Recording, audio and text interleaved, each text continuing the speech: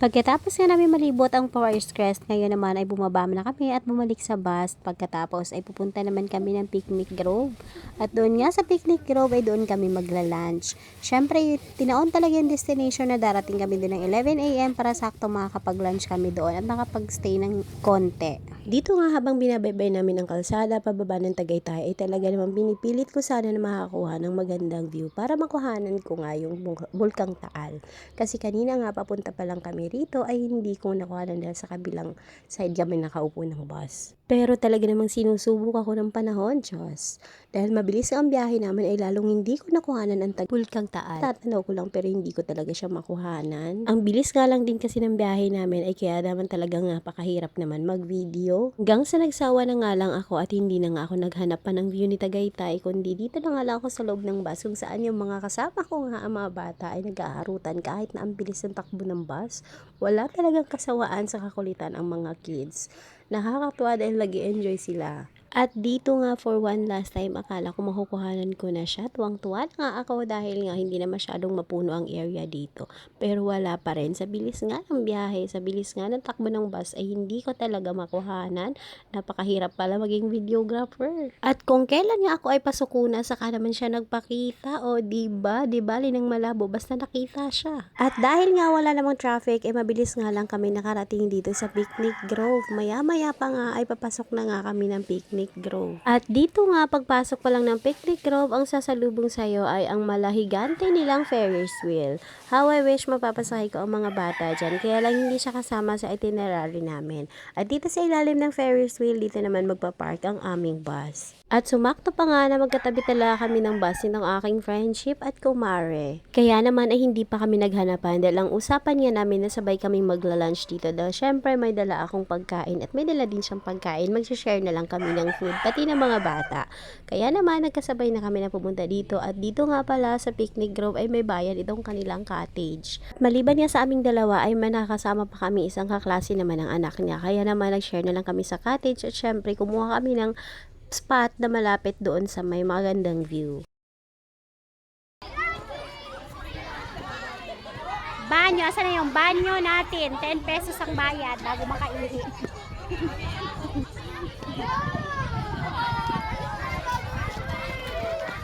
Ang mahal pala kumihi sa Tagaytay. 10 piso.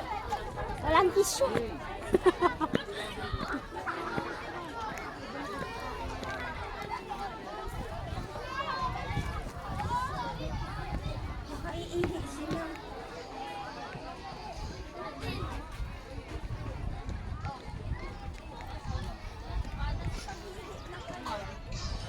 At ayun, pagkatapos mag-lunch, naghanap naman kami ng CR. At ayun nga, may banyo natin sila dito na 10 pesos ang single entry. At syempre si kuya parang nakawala sa hawla. Ayun, takbo rito, takbo doon. Kaya naman ay pulang-pula na talaga siya. Tanghaling tapat ba naman magtatakbo dyan?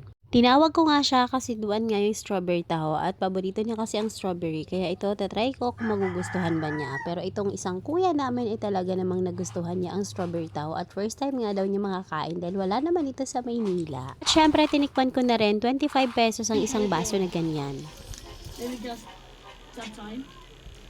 Okay lang. Bayad din ba yun? Zipline? Oo. Magkano kaya? Oh, pink na pink, oh. Hindi Oh, parang mukha mo. Nag-share kami. Gabi isang oras lang tayo. Yung mga magdadate. Ayan mo lang. Hindi ka pa nakakain ng strawberry taho, pulang-pula na yung pisngi mo. Tingin dito. Sunod na lang ako. Diyan. Ang galing ng mindset mo.